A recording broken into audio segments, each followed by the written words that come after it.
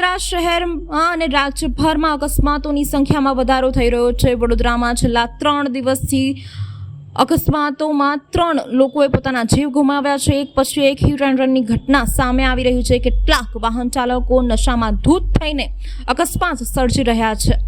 મંગળવારે સવારે વાઘોડિયા 4 રસ્તા પાસે હિટ એન્ડ રનની ઘટના સામે આવી હતી, જેમાં ટેમ્પો ચાલકે વિદ્યાર્થીને અડફેટે લીધી હતી। ઘટના સંદર્ભે ફરાર થઈ ગયો હતો। શહેર નજીકની ખાનગી યુનિવર્સિટીમાં અભ્યાસ કરતી વિદ્યાર્થીની એક્ટિવા લઈને કોલેજમાં જઈ રહી હતી। તે દરમિયાન પૂરપાટ ઝડપે આવી રહેલા ટેમ્પો ચાલકે એક્ટિવાને અડફેટે લેતા વિદ્યાર્થીનું ઘટના સ્થળે જ મોત નીપજ્યું હતું। અકસ્માત સર્જ્યા બાદ ટેમ્પો ચાલક ફરાર થઈ ગયો હતો। મૈત્રી નરેન્દ્રકુમાર શાહ ખાનગી યુનિવર્સિટીમાં કમ્પ્યુટર વિભાગમાં અભ્યાસ કરતી હતી। ઘટનાની જાણ પોલીસ અને પરિવારજનોને થતાં તેઓ ઘટના સ્થળે આવી પહોંચ્યા હતા।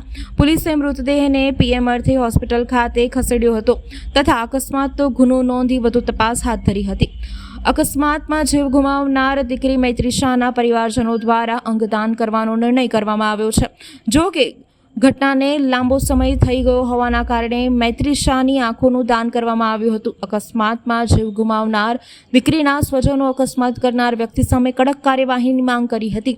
અકસ્માત સર્જી ફરાર થનાર વાહન ચાલકના સીસીટીવી ફૂટેજ સામે આવ્યા છે। પોલીસે સીસીટીવીના આધારે ફરાર વાહન ચાલકને શોધી કાઢવાના ચક્રો ગતિમાન કર્યા છે।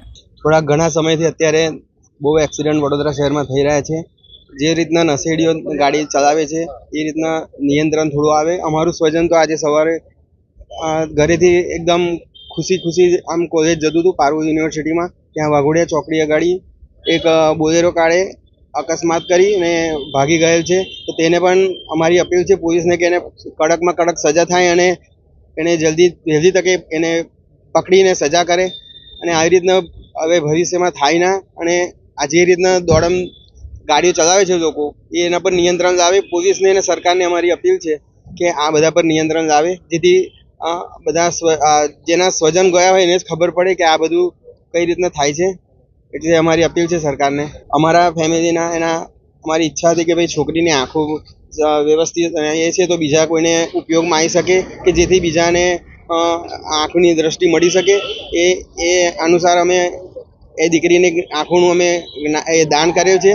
જ્યારે બીજા અંગોનો પણ ઈચ્છા હતી પણ એ બીજા અંગો દાન થઈ શકે એમ ન હોવાથી અમે એ કરી શક્યા નથી।